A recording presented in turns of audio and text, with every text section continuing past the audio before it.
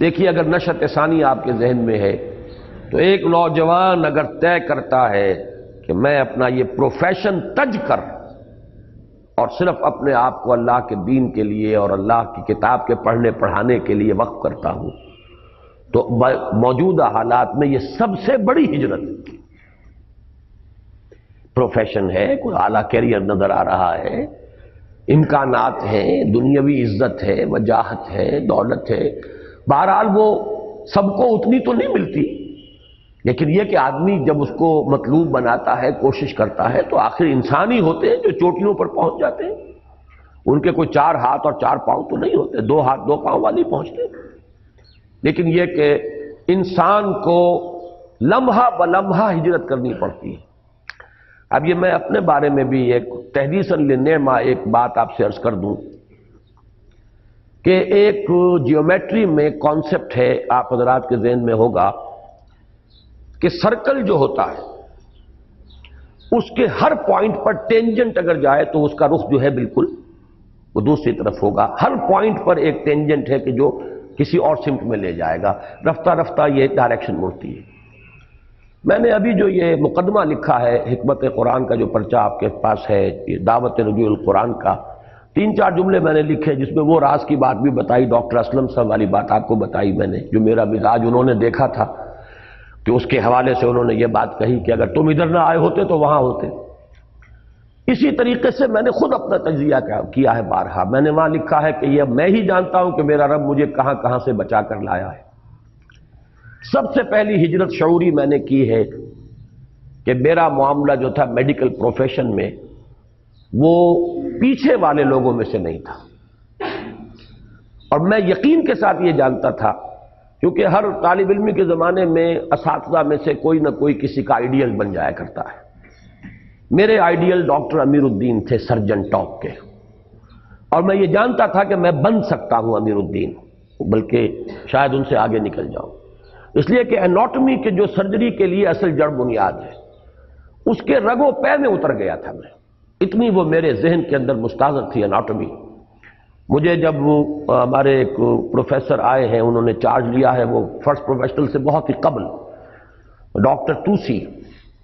انہوں نے جب میرا پرچہ دیکھا ہے تو مجھے ڈسٹنکشن دی اس کے اندر، اور پھر وہ ٹائیفائڈ مجھے ہو گیا تھا جماعت اسلامی کا الیکشن سن 51 کا، اس میں بہت بھاگ دوڑ کی تھی، تو میں پریکٹیکل کا امتحان نہیں دے سکا تھا، لیکن میرے پرچے سے اتنے متاثر تھے وہ کہ انہوں نے پیغام بھیجا تھا کہ اگر صرف ڈسیکشن ہال میں آ جاؤ، حاضری لگوا دو تو میں تمہیں ڈسٹنکشن دے دوں گا، 80% سے زیادہ مارکس دے دوں گا میں تمہیں، باقی کوئی امتحان نہیں ہوگا تمہارا، لیکن ایک لیگل جو ہے شرط وہ تو پوری ہو کہ آؤ تو صحیح امتحان میں، یہاں پہ حاضری تو لگے۔ لیکن ڈاکٹر الہی بخش مرحوم نے مجھے اس کی اجازت نہیں دی تھی۔ اس وقت ٹائیفائڈ بڑا ڈیڈلی مرض سمجھا جاتا تھا، کلورومائسٹین ابھی ایجاد ہوئی تھی،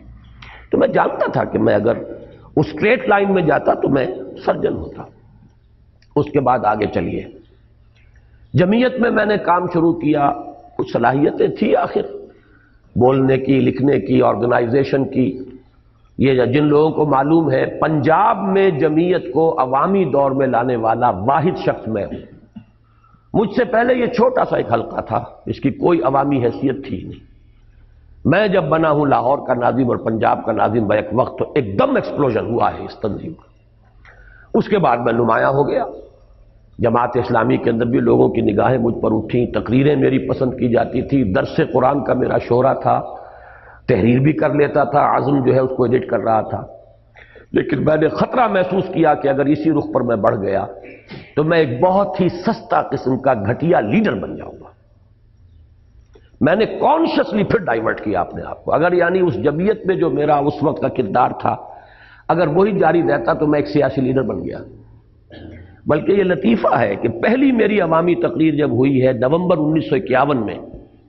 مولانا اصلاحی کی زیر صدارت، جمعیت طلبہ کا سالانہ جلسہ تھا YMCA ہال میں۔ یہ فرسٹ پروفیشنل اب سیکنڈ ٹائم میں دے چکا تھا، وہ سپلیمنٹری کا امتحان دے چکا تھا، رزلٹ مجھے وہیں اس میں YMCA ہال میں بتایا گیا ہے کہ تم کامیاب ہو گئے۔ اس وقت میری تقریر کی تھی جو اب بھی جمعیت کے بنیادی لٹریچر میں آج تک شامل ہے، ہماری دعوت اور ہمارا طریقہ کار۔ یہ تقریر میری اس YMCA ہال میں تھی نومبر 1951 میں، اصلاحی صاحب کی صدارت تھی، اور گود میں ان کی وہ بچی بیٹھی ہوئی تھی جو اب جوان بیٹوں کی والدہ ہے، مریم، جن کے پاس مولانا رہتے ہیں، تو وہ شاید 5 سال کی تھی، 4 سال کی تھی اس وقت۔ مجھے بعد میں معلوم ہوا کہ میری اس پہلی تقریر پر مولانا اصلاحی کا تبصرہ یہ تھا کہ اسرار تو لیڈر بن گیا، یہ تو پہلی تقریر تھی، لیکن میں نے کانشیسلی پھر اپنے آپ کو ڈائیورٹ کیا،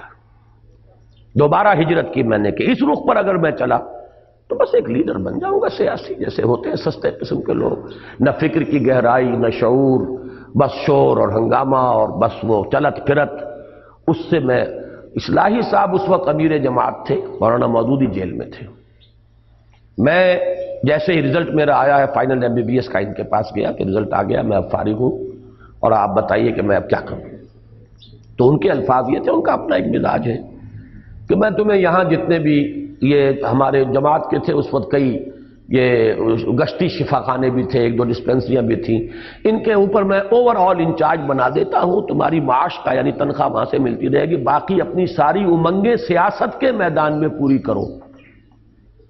یہ گویا کہ میرے لیے اور زیادہ وہ، لیکن میں نے طے کیا میں لاہور رہوں گا ہی نہیں، اس راستے کو کانشیسلی چھوڑا ہے میں نے۔ مجھے اب تک یاد ہے میں اپنی کتاب کے اوپر وہ بنایا کرتا تھا، کاپی کے اوپر،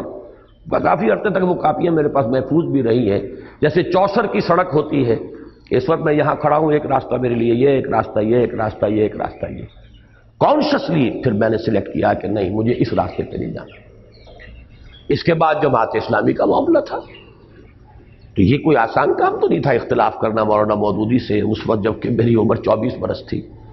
تو یہ ہجرتوں پر ہجرتیں کی ہیں اللہ کے فضل و کرم سے، پھر نقل مکانی کی ہے۔